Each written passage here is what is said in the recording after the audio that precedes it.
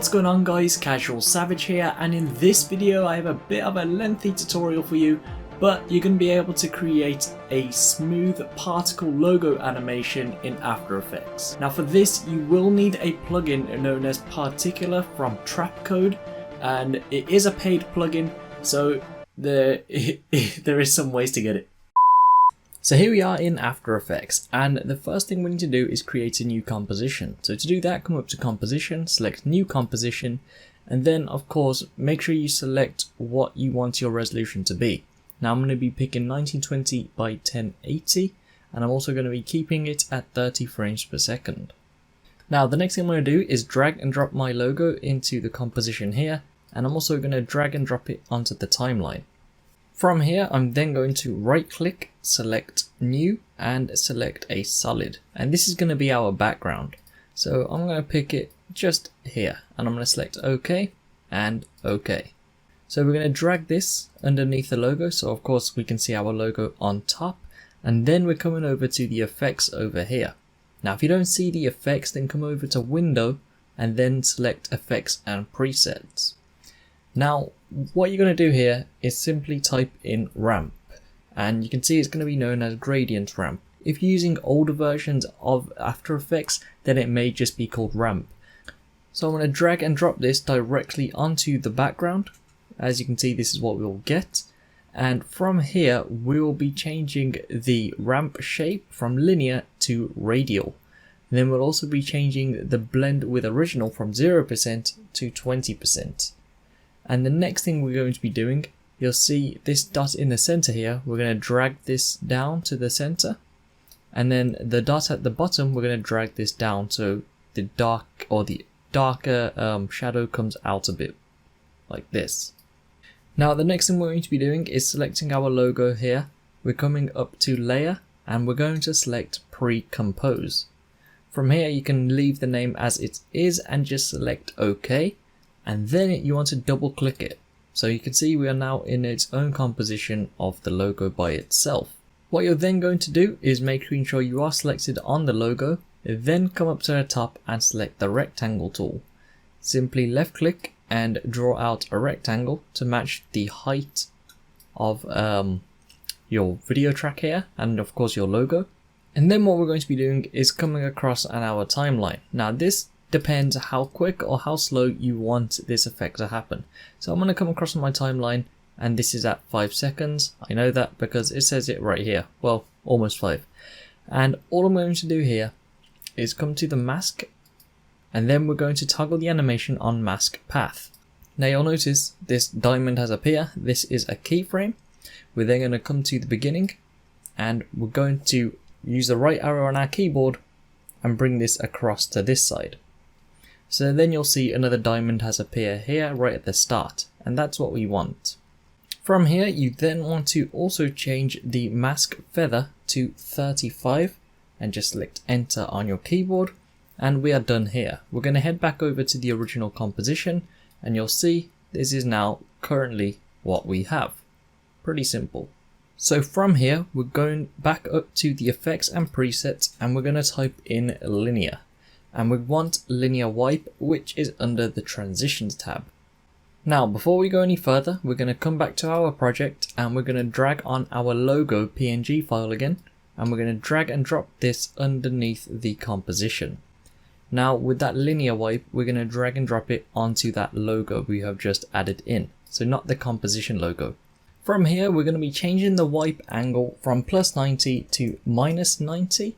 Then where it says transition completion, we're going to put this to 100%. We're then going to come across in our timeline just to the part where it's about to go off screen here. We are going to toggle the animation. So select that button here, then go back just as the transition is about to start right here, and we're going to change this number now to 0. So now if I play it through, this is currently what we have. So we're almost done here. We're then going to come back to our timeline down here. We're going to right click, select new, we're going to select solid, and this solid is now going to be the particles. So you don't need to touch anything else, just label it particles, and then simply select OK. Now it's going to be on top of everything, and you're going to leave it like that for now. And from here you want to left click your logo composition, then right click it, then from here you want to select 3D layer. And that's fine for now. We're then going to come up here to effects and presets, and you're going to type in particles. Now for this effect you're going to be needing trap code, and it's not particles, it's particular, but you're going to be needing trap code. So once you have trap code, this is what you'll get. Drag and drop this onto the particles file, or yeah, particles right here. Now you can see this is what we've got. That is okay. First thing you're going to be doing is coming up to emitter, and from here where it says particles a second, again this is completely optional for me. I'm going to be going for 11,500. I'm going to select enter. Then where it says emitter type, I'm going to change this from point to layer. And then for velocity, I will be selecting 150. And then from here where it says layer emitter, I'm going to select this arrow.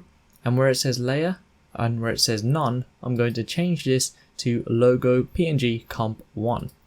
So it's important you do change it as a 3D layer, otherwise this part wouldn't work here. Then underneath that it says layer sampling. You're going to be changing this from still to particle birth time. Now we are done for this section here, so we can minimize out of this. We're then going to come to particle, and now for life seconds, this is up to you. So you can pick how long or how slow you want this. I'm going to pick 2, select enter.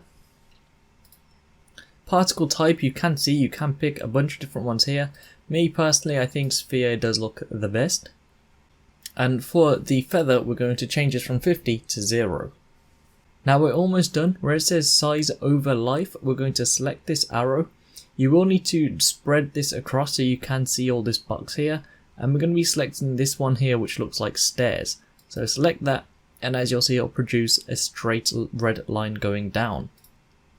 Now the final thing we're going to be doing, we can minimize out a particle. We're going to come up to physics, and where it says gravity, we're going to be changing this to minus 350.